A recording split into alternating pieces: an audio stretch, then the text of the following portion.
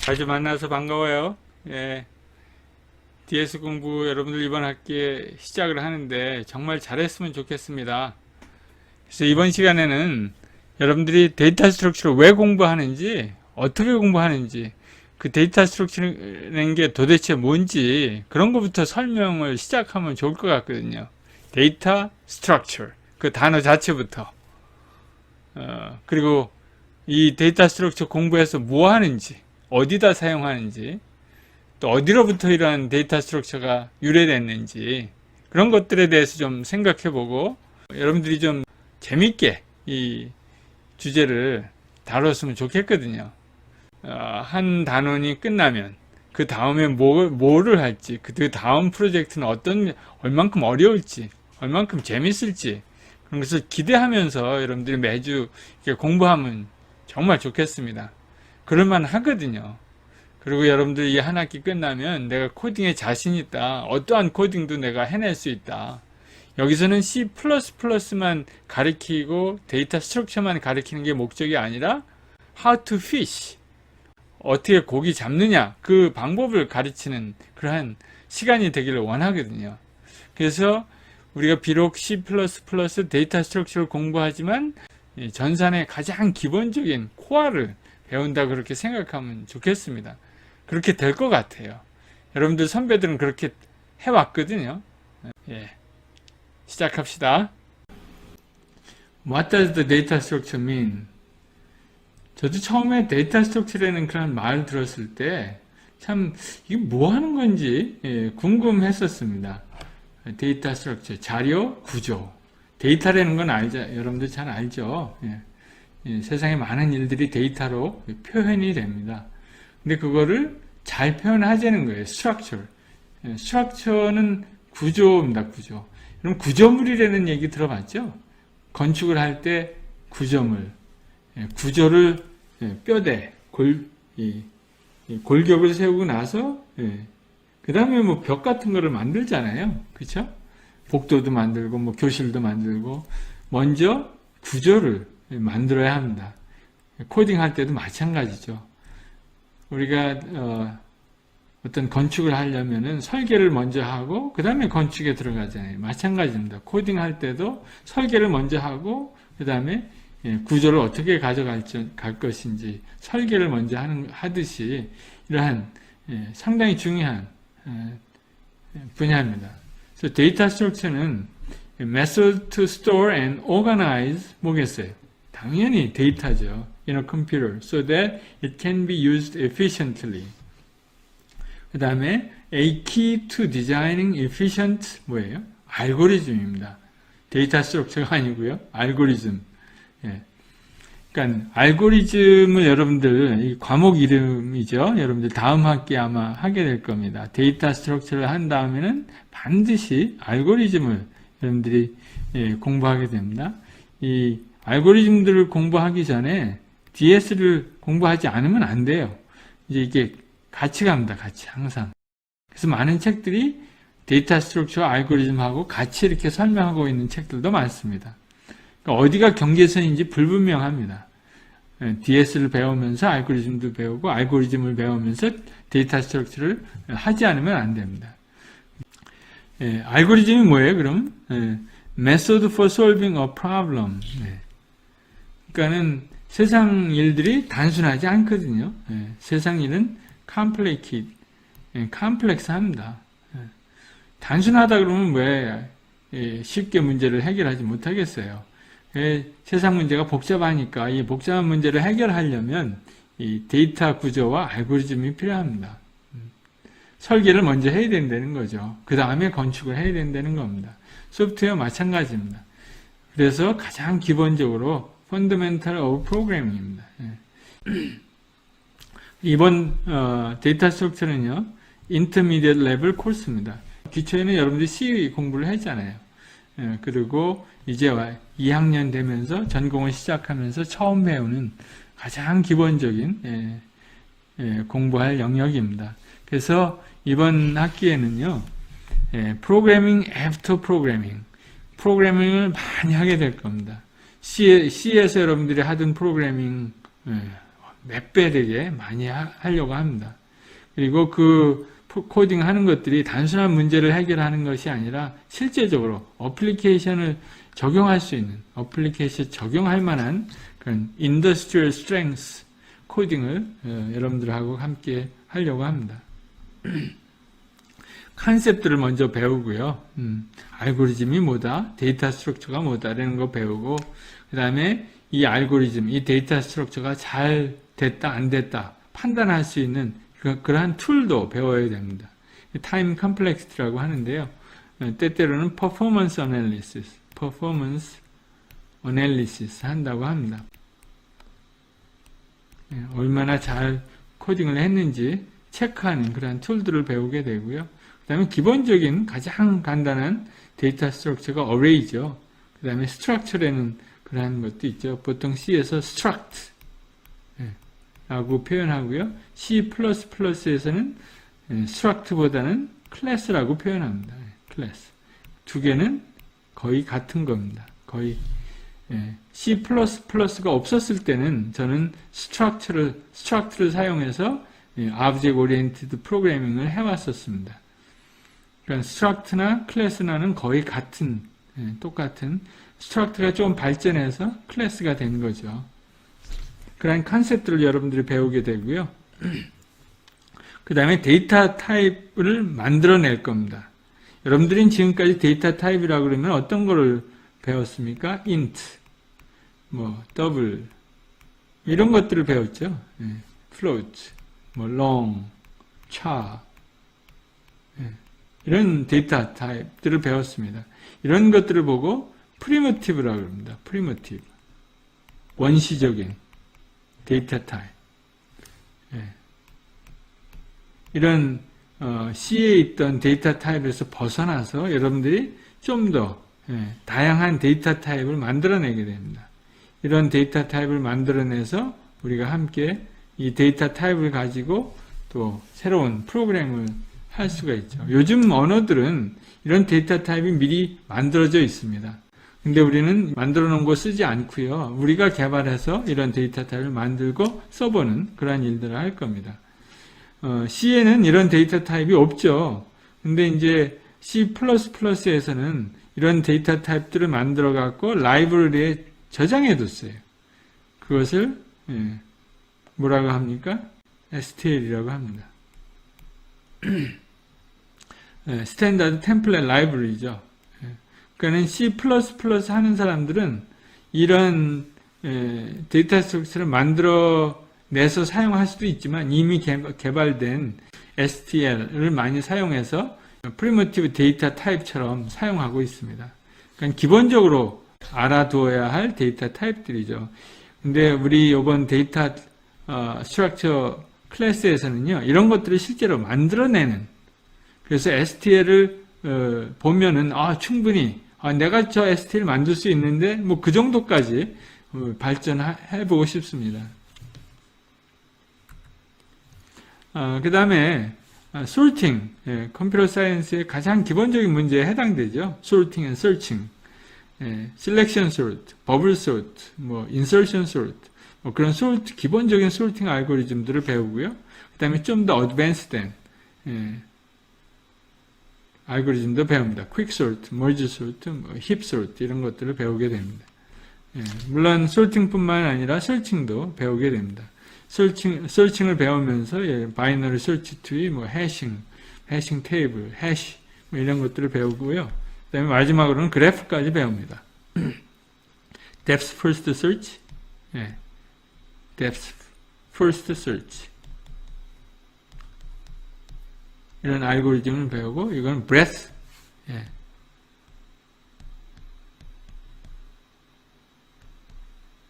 breadth first search 이런 것들을 배우게 됩니다. 학기마을쯤 가서 이제 배우게 됩니다. 이러한 데이터 스트럭처를 배우고 나면요, 이런 프로그램들을 짤 수 있다는 거 아니에요. 드롭박스 얼마나 편리하게 개발됐습니까? 저는 알고리즘을 모르면 이런 프로그램들을 짜낼 수가 없습니다. 그렇죠? 아바타, 빙, 구글, 야후, 뭐 이런 유명한 프로그램들을 짤 수 있는 이유는 알고리즘, 데이터 스트럭처 알고리즘들을 배워야 이런 프로그램들을 개발할 수 있습니다. 여러분들이 그렇게 되기를 바랍니다. 다양한 어플리케이션, 이 모든 경쟁력 있는, 그야말로 세상에 경쟁력 있는, very competitive. 여러분들이 단순한 프로그램 짜면요, 다른 사람이 금방 베껴서 할 수 있습니다. 드랍박스? 다른 사람들이 못 짜고 있죠. 따라갈 수가 없죠. 기술력 때문에 그렇습니다. 다른 사람이 못 짜죠. 기술 만들므로 인해서 많은 다른 소프트웨어 회사들이 망했습니다. Git이 나오기 전에 있었던 다양한 소프트웨어들이 있었거든요. 근데 Git이 나옴으로써 이런 다른 나머지 소프트웨어들이 다 없어졌어요. 심지어는 마이크로소프트에서 이렇게 팔던 소프트웨어, 이게 그 버전 컨트롤 소프트웨어거든요. Git이 버전 컨트롤 시스템이에요. 여러분들이 코딩을 하다 보면 코딩을 한 번 하고 끝나는 게 아니잖아요. 코딩을 계속 업데이트 해야 되잖아요. 그것을 이렇게 잘 이렇게 다루어주는, 컨트롤 해주는 그런 시스템이에요. 근데 많은 회사들이 이런 소프트웨어를 개발했었습니다. 제가 다니던 회사만 하더라도 이런 소프트웨어가 있었어요. 회사 자체 내. 그런데 Git이 나옴으로써 이런 마이크로소프트 회사에 있었던 소스 코드 매니지먼트 그런 소프트웨어들이 다 폐업했습니다. 폐업하고 Git, 무료 오픈 소스, 오픈 소프트웨어가 이렇게 그러니까 경쟁력 있는 소프트웨어를 만들어야 돼요. 드랍박스 마찬가지입니다. 구글도 못 따라가잖아요. 그런 소프트웨어를 개발하려면 우리가 데이터 스트럭처를 잘 해야 되고요. 알고리즘을 잘 해야 됩니다. 예를 들어서 이런 패스를 찾아가고 싶은 거예요. 이렇게 해서. 슈티스트 패스를 찾아가고 싶은 거예요. 여러분들, 이런 거 어디서 씁니까? 게임할 때도 물론 쓰고요. 내비게이션 할 때도 물론 쓰고요. 예를 들어서 기지국 세울 때, 휴대폰 기지국 세울 때, 어떻게, 어디에다 촘촘히 세우고, 어디는 뜨문뜨문 세워도 괜찮은지, 이런 거 어널리시스 할 때도 충분히 이런 것들이 필요합니다. 유명한 분들은, 니콜라스 월스, 이런 분들은, 프로그램이라는 것은 알고리즘 플러스 데이터 스트럭처다. 이렇게 정의했습니다. 이분은 파스칼을 발명한 사람이죠. 파스칼. 프로그램 언어입니다. 사람 이름도 있지만, 저는 프로그램 처음 배울 때 이 파스칼로 배웠어요. 그 다음에 이런 도널드 크누스, 이 컴퓨터 사이언스의 아버지라는 분이죠. 알고리즘 must be seen to be believed. 여러분들 알고리즘 잘 짜면요, 슈퍼컴퓨터가 필요 없습니다. 컴퓨터 10대보다 컴퓨터 1대, 컴퓨터 100대보다 1대가 훨씬 나은 거죠. 좋은 알고리즘만 있으면. 알고리즘을 잘 짬으로 해서 몇 줄 안 되는 코딩으로 말미암아 세상을 변화시키는 그러한 일들도 여러 번 있었습니다. 그 중에 하나를 제가 잠시 후에 소개합니다. 리누스 토발즈죠.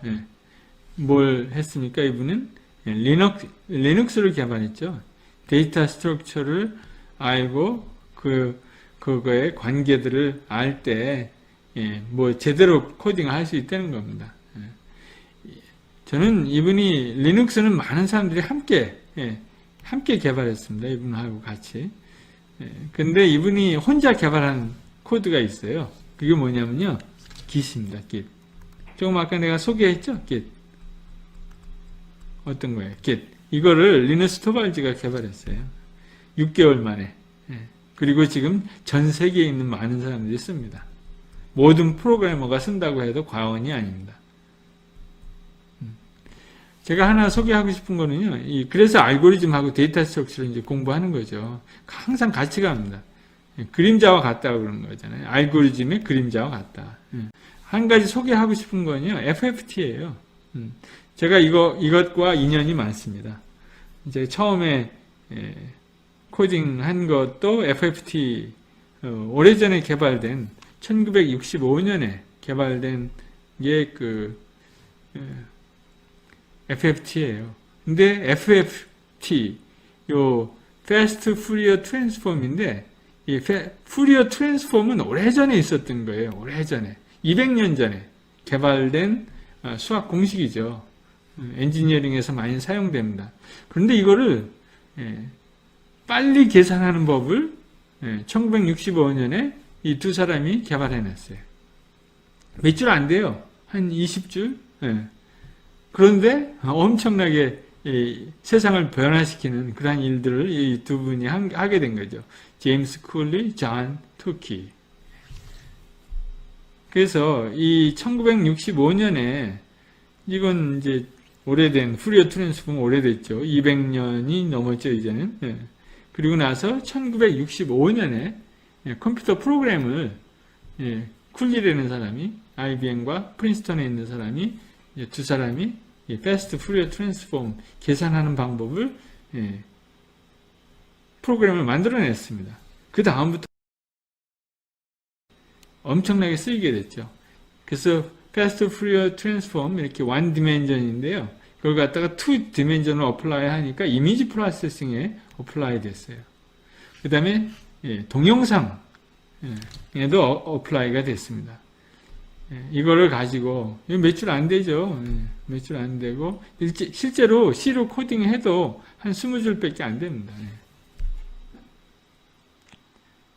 그 다음에 MPEG, JPEG 여러분들 사진을 할 때 JPEG이라는 익스텐션이 있죠.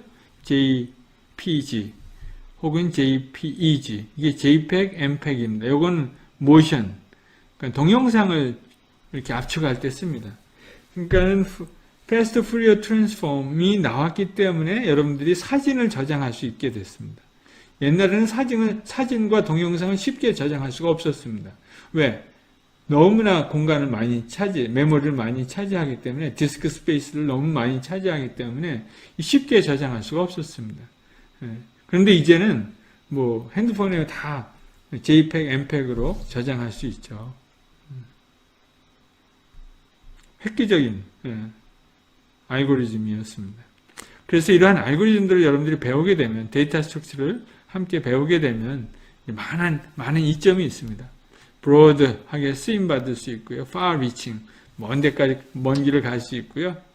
좋은 기회가 생길 거고요. problem solving을 할 거고요.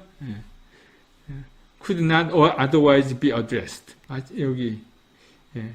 그러니까 알고리즘이 없으면 빨리 이렇게 문제 해결을 할 수 없는 드랍박스 같은 거 파일 싱크로나이제이션이 엄청 빠르게 되잖아요. 네트워크가 좀 느려도 엄청 빠르게 파일이 아무리 커도 싱크로나이즈 하는 게 그런 알고리즘들이 있습니다. 그 다음에 여러분들이 두뇌를 자극한다고 여기 또 얘기하고 있고요. 여러분들이 아주 유능한 프로그래머가 될 거라고 얘기하고 있고요.